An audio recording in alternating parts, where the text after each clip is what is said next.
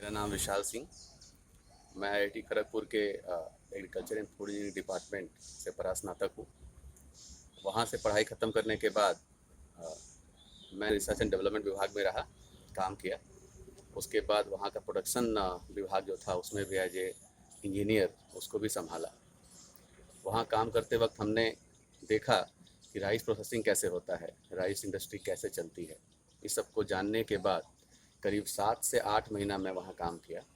उसके बाद मुझे लगा कि कहीं न कहीं अब इंडस्ट्री से हट के हमें थोड़ा टीचिंग या अध्यापन क्षेत्र में जाना चाहिए। वहाँ पे कैसे अध्यापन होता है, वहाँ रिसर्च की चीज़ों को कैसे इम्प्लीमेंट करते हैं, उसको जानने के लिए मैंने फिर वहाँ से त्यागपत्र दे के उड़ीसा के प्रतिष्ठित इंजीनियरिंग कॉलेज में असिस्टेंट प्रोफेसर के रूप में ज्वाइन किया, कृषि विभाग में। उसके बाद उसी विश्वविद्यालय में मैं विभागाध्यक्ष का पद भी संभाला, कृषि विभाग का। और कुछ दिनों के लिए डीन एग्रीकल्चर एक्सटेंशन भी रहा। वहाँ पे मैंने 2 साल उस विश्वविद्यालय को सर्व किया, जहाँ पे हमने टीचिंग के साथ साथ अच्छे जर्नल्स में, शोध पत्र में अपने रिसर्च पेपर भी पब्लिश किए।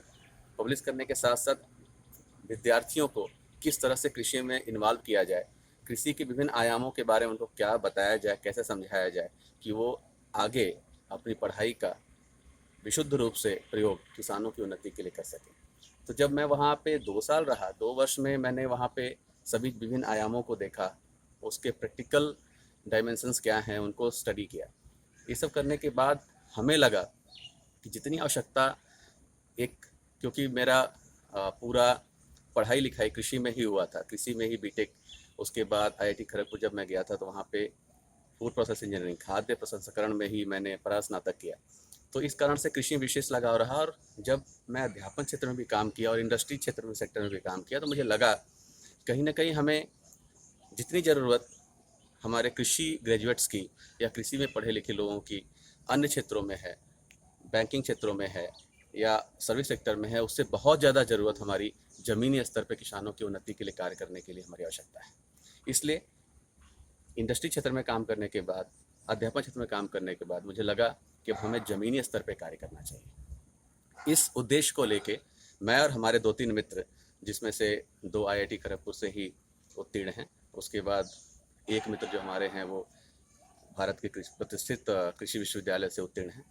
और हम 4 लोगों ने मिल के फिर एक संस्था बनाई, ग्राम समृद्धि ट्रस्ट, जिसके तहत पूरे उड़ीसा में हमने किसानों को जैविक कृषि के प्रति जागरूक करने के लिए हमने एक आयाम, या कह सकते हैं कि आप, हमने एक मुहिम छेड़ा।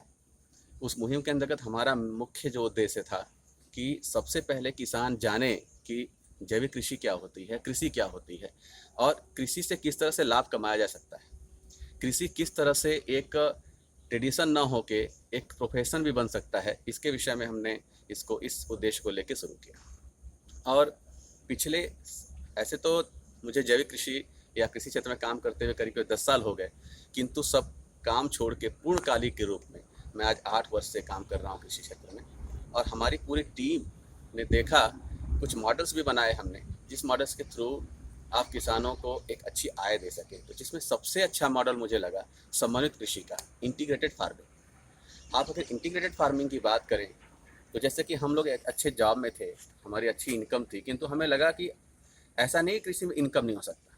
अगर आप कृषि को सही प्रकार से लें, एक वैज्ञानिक पद्धति से अगर आप कृषि करें, तो आपको लगेगा, या आप इसको प्रैक्टिकली अनुभव भी कर सकते हैं कि इसमें आय भी नहीं कम है और एक अच्छा कार्य करने के साथ साथ आपको आय मिलेगा। आप किसानों की उन्नति के लिए काम करेंगे, आप मिट्टी को शुद्ध करेंगे, आप जलवायु को शुद्ध करेंगे, साथ साथ आप एक अच्छी आय ले सकते हैं।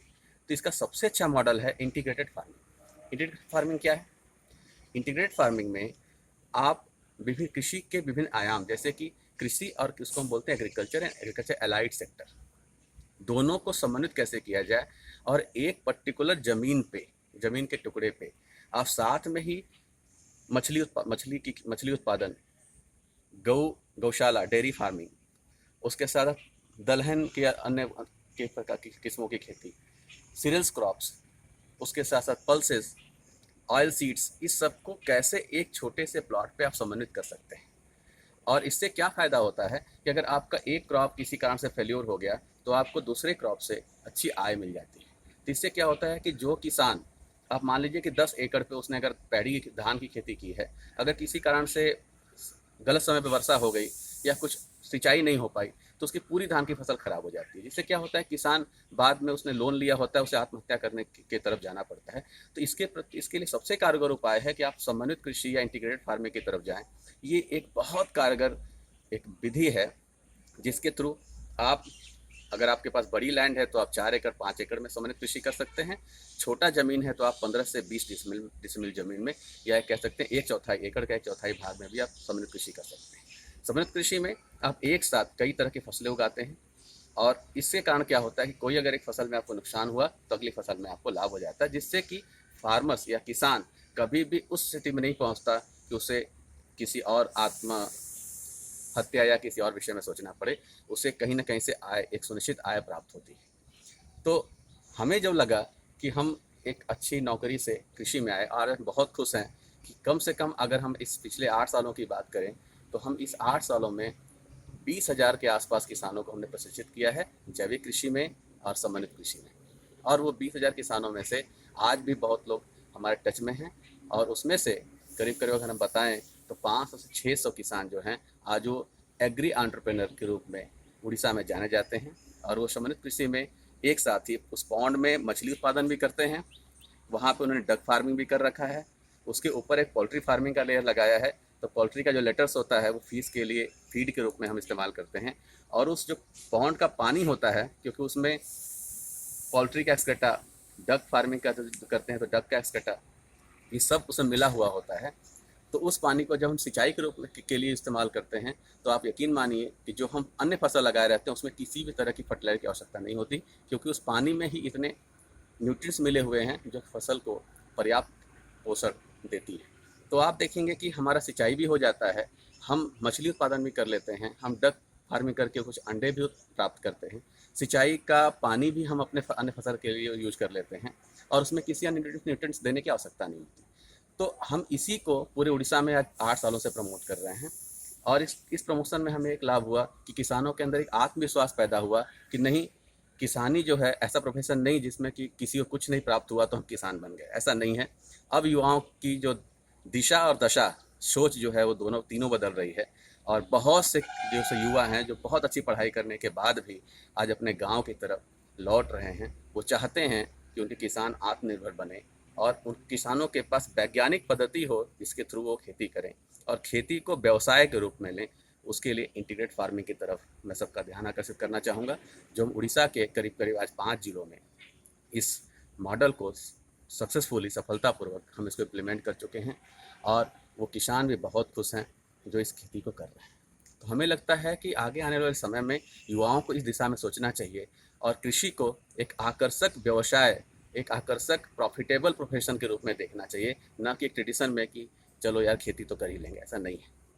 तो आप इसके बारे में सोचें, और मेरा आपसे सभी से आग्रह रहेगा कि आप अपने किसानों के लिए अपनी पढ़ाई का इस्तेमाल करें और उनके लिए ऐसे मॉडल जैसे कि इंटीग्रेट फार्मिंग है, इस तरह के अन्य मॉडल भी आप उनके लिए इम्प्लीमेंट कराएं, जिससे कि किसानों की जो दशा है सुधरे और हमारा देश आत्मनिर्भरता की तरफ बढ़े। नमस्कार।